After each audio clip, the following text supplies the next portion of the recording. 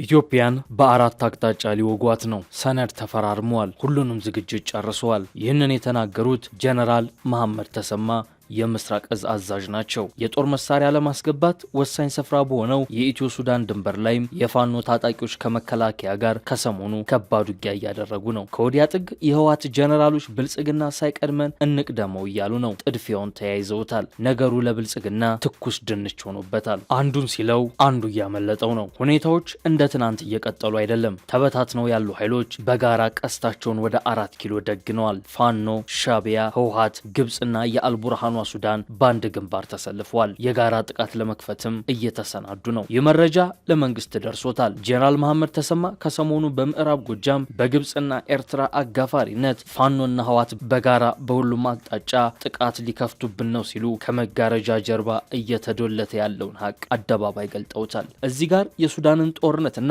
ፋኖ ከሰሞኑ የኢትዮ ሱዳንን ድንበር ለመቆጣጠር ያደረገውን እንቅስቃሴ ማየት ተገቢ ይሆናል። መተማ ወሳኝ ስትራቴጂካዊ ስፍራ ነች። መከላከያ ይህንን ስፍራ ነጻ ካደረገ የተቀናቃኞቹን ጉሮሮ ዘጋ እንደማለት ነው። ለዛም ነው የፋኖ ተዋጊ ኃይሎች ከሰሞኑ ይህንን ስፍራ በእጃቸው ለማስገባት በስፋት ሲንቀሳቀሱ የታዩት። ይህን ቦታ ቢቆጣጠሩ ከሱዳንም ከግብጽም ያሻቸውን የጦር መሳሪያ እንደልባቸው ማግኘት ይችሉ ነበር። ይህ ሰሞነኛ የፋኖ የድንበሩ ጥቃት ግን ከጀርባ የካይሮ የአስመራና የፖርት ሱዳን እጅ ያለበት ይመስላል። እንዴት የሚለውን ባለፉት ሳምንታት ከተከናወኑ አበይት ክስተቶች ጋር እያዋዛን እንመልከተው። በእርግጥም ግብጽ በውክልናና በቀጥታ ኢትዮጵያን ለመውጋት ተዘጋጅታለች። ሱዳንን፣ ኤርትራን፣ ህወሓትንና ፋኖን በመጠቀምም ኢትዮጵያን ለመበጣጠስ አደገኛ ካርድ መዛለች። ነገሩ ተካሯል።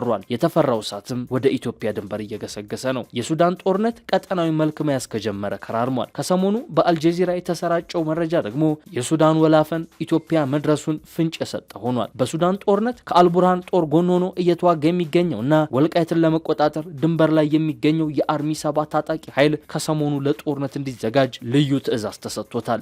ይህም ከህወሓት ብቻ ሳይሆን ከሱዳንም የተሰጠው ትዕዛዝ ሳይሆን እንዳልቀረ ይገመታል። አርሚ 7 ትዕዛዝ የተሰጠው ደግሞ አልቡርሃን በቤኒሻንጉል ጉሙዝ አቅጣጫ በኩል ኢትዮጵያን እወጋለው ባሉበት ዕለት ነው። ወዲህ ደግሞ አልቡርሃን ከወልቃይት አቅጣጫ ባለፈ በቤኒሻንጉል አቅጣጫም ጥቃት ለመክፈት ከዛቱ ከራርመዋል። አልጀዚራ ባለፈው ሳምንት በሰራው ዘገባ በጀነራል ሐምዳን ዳጋሎ ሄሜቲ የሚመራው የፈጥኖ ደራሽ ኃይልና ሌሎች ቅጥረኛ ተዋጊዎች የሚሰለጥኑበት ወታደራዊ ካምፕ በኢትዮጵያ ግዛት መቋቋሙን የሱዳን ባለስልጣናትን ዋቢ አድርጎ ዘግቧል።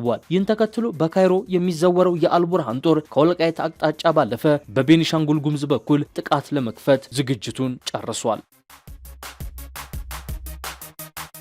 ካይሮ በምስለኔዎቿ በኩል ኢትዮጵያን ለማጥቃት እየተንቀሳቀሰች ያለችው በእንዲህ መልኩ በሁለት አቅጣጫ ብቻ አይደለም። ይልቁንም በሌሎች ግንባሮችም ለማጥቃት ተሰናድታለች። የምስራቅ እዝ አዛዡ ጀነራል መሐመድ ተሰማ ይህንን እቅድ ይፋ ሲያደርጉ ከሰሞኑ አድምጠናቸዋል። በምዕራብ ጎጃም ፍኖተ ሰላም ከተማ በተደረገ አንድ ህዝባዊ ውይይት ላይ ንግግር ያደረጉት ጀነራል መሐመድ ተሰማ በሁሉም አቅጣጫ ኢትዮጵያን ለመውጋት ተማምለዋል፣ ተስማምተዋል ብለዋል። ከዚህ ቀደም ኢትዮጵያ ከውጭ ኃይሎች የገጠማትን ወረራ እንዴት እንደቀለበሰች የኢትዮጵያ ታሪካዊ ጠላቶች ከኢትዮጵያ ምን እንደሚፈልጉ በሰፊው አብራርተዋል። ቀጥለው ታዲያ በፋሽስት ወረራ ጊዜ በኢትዮጵያ ውስጥ ያሉ የኢትዮጵያ የፖለቲካ ኃይሎች የገጠማቸውን የውጭ ኃይል በጋራ ሆኖ መክተዋል። የአሁኖቹ ተቃዋሚዎች ግን ባንዳ ሆነዋል፣ ሰፊ ድጋፍም አግኝተዋል በማለት ተደምጠዋል። አክለውም የፋኖ ኃይሎች ከግብጽ ከኤርትራና ከህወሓት ጋር ተወያይተው የጋራ ሰነድ አዘጋጅተዋል። በሰነዱም ኢትዮጵያን በሁሉም አቅጣጫ እንውጋት እያሉ ነው። መሬት ላይ ያለው እውነታ ግን እነዚህ ኃይሎች በዋሉበት እንኳን እያደሩ አይደለም። ከዛሬ 2 ዓመት በፊት እንኳን ዞኖችንና ወረዳዎችን መቆጣጠር ችለው ነበር በማለት የግብጽንና ኤርትራን እቅድ እንደዚሁም አዲሱን የጦር ግንባር ይፋ አድርገውታል። ጀነራሉ ግብጽ ከመተማ ከትግራይና አማራ ክልል ግንባሮች ባለፈ ከላይ እንደጠቀስነው የህዳሴው ግድብ ካለበት ቅርብ ርቀት ላይ አልቡርሃንን ተጠቅማ ጥቃት ለመክፈት ማሰቧ ለኢትዮጵያ እጅግ አስጨናቂ ጉዳይ ነው። የግብጽ የቤኒሻንጉሉ ግንባር ዓላማ የህዳሴው ግድብ ነው። ይህ ግንባር ዋና ኢላማው የታላቁ የኢትዮጵያ ህዳሴ ግድብ ነው የሚለው ብዙዎችን ያስማማል። ለዚህም እንደ ማስመሰያ ምክንያት የቀረበው ደግሞ ኢትዮጵያ በቤኒሻንጉል ጉሙዝ ክልል ውስጥ የሱዳን ፈጥኖ ደራሽ ኃይሎች ወታደራዊ ማሰልጠኛ እንዲገነቡ ፈቅዳለች የሚል የፈጠራ ወሬ ነው። የአልቡርሃን ክስም የተቀዳው ከዚህ ከግብጽ እቅድ የተነሳ ነው። የኢትዮጵያ መንግስት በሄሜቲ የሚመራውን የፈጥኖ ደራሽ ኃይል በመደገፍ በኢትዮጵያና በሱዳን አዋሳኝ በሆነ በቤኒሻንጉል ክልል የሚገኘው አልማሃር የተባለ የድንበር ቦታ ላይ ወታደራዊ ማሰልጠኛ ካምፕ ገንብታለች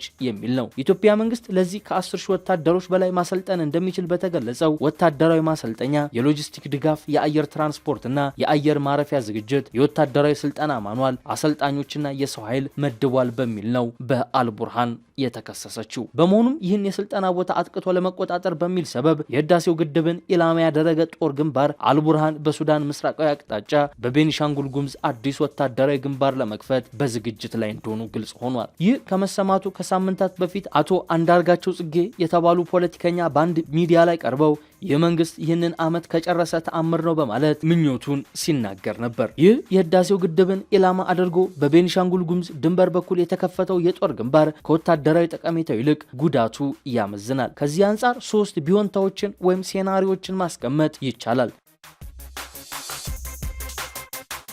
የመጀመሪያው ቢሆንታ ግብጽና ሱዳን ሆን ብለው ኢትዮጵያ በህዳሴው ግድብ አቅራቢያ ለውጭ ኃይል ወታደራዊ ማሰልጠኛ በማቋቋም የግድቡን አስተዳደር ስጋት ላይ ጥላለች በማለት በዓለም አቀፉ ማህበረሰብ ኢትዮጵያ እንድትወገዝ በማድረግ የግድቡን አስተዳደር በተመለከተ የሚደረግ ድርድር የተሻለ የመደራደር አቅም እንዲኖራቸው ማድረግ ነው። በመሰረቱ ግን የኢትዮጵያ መንግስት ታላቅ ፖለቲካዊ ስህተት ካልሰራ በስተቀረ ዓለም አቀፍ የትኩረት መስክ በሆነው ህዳሴው ግድብ አቅራቢያ ለሱዳን ፈጥኖ ደራሽ ኃይል ወታደራዊ ማሰልጠኛ ካምፕ ይገነባል ተብሎ አይጠበቅም።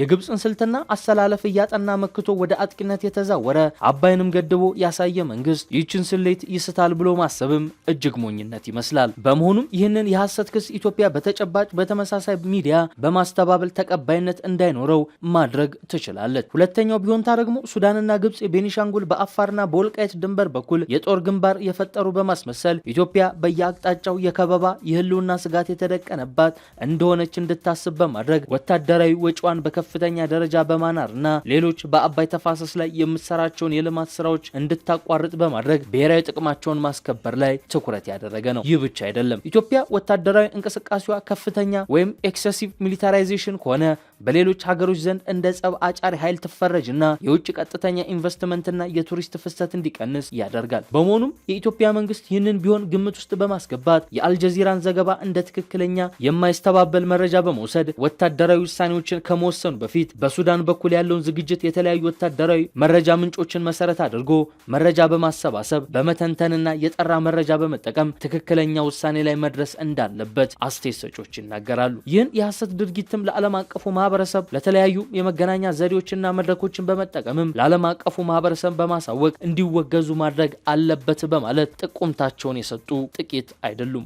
ሶስተኛው ቢሆንታ ደግሞ ግብጽና ሱዳን ወታደራዊ ጥምረት በመፍጠር በቤኒሻንጉል በኩል ግንባር በመክፈት የህዳሴ ግድቡን በከባድ መሳሪያ በመምታት ማፍረስ ሳይሆን ግድቡን ለመቆጣጠርና ለማስተዳደር ጥረት ማድረግ ነው። ይህ የህዳሴ ግድብን ኢላማ ያደረገ ጦርነት ግብጽና ሱዳን በራሳቸው ላይ የጥፋቷ እንዳዘዙ ይቆጠራል። የኢትዮጵያ ሉዓላዊነት በመጣስ ህልውና ስጋት የፈጠረውን የግብጽንና የሱዳን ጥምር ኃይል ለመከላከል ኢትዮጵያ ማናቸውንም ኃይል የመጠቀም ሉዓላዊ መብት እንዳላት ግልጽ ነው።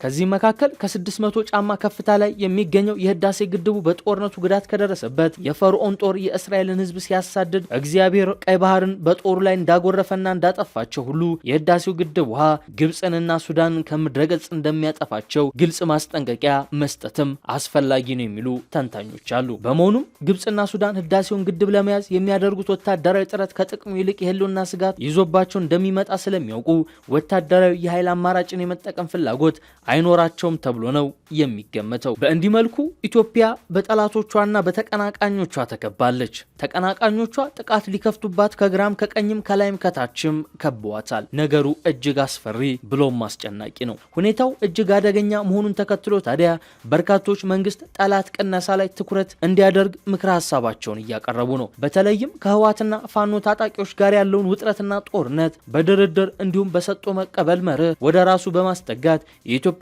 ዙሪያ ገባ የከበቡ ኃይሎችን መበተን እንዳለበት ይናገራሉ። እነዚህ አስተያየት ሰጪዎች ባለፈው ሳምንት ካፒቴን ማስረሻ ሰጤ ወደ መንግስት መግባቱን በማንሳትም ጠላት ቅነሳ ላይ እንዲያተኩር ይመክራሉ። ይሁንና ግን መንግስት ከሳምንታት በፊት ከአፋሕድ ጋር ፈረምኩት ያለው የጨረቃ የሰላም ስምምነት ብዙ ጥያቄዎች የሚነሱበትና መንግስት ጦርነቶችን እንዴት መፍታት እንደሚፈልግ ያመላከተ እንደሆነ ግን የሞገቱ ጥቂት አይደሉም። ከሰሞኑ ከማስረሻ ሰጤ ኃይል ጋር የተደረገውን ስምምነት ተከትሎ ጃልሰኝ እጅ ሲሰጥ እንደነበረው የደስታ ተኩስም ሆነ የጥይት ጩኸት ባይሰማም ነገር ግን በተለያዩ ቦታዎች ታጣቂዎች ትጥቃቸውን አስረክበው ገቡ እንዲሁም ወደ ሰላም ተመለሱ የሚል ዜና በሰፊው እየተስተጋባ ነው የሚገኘው።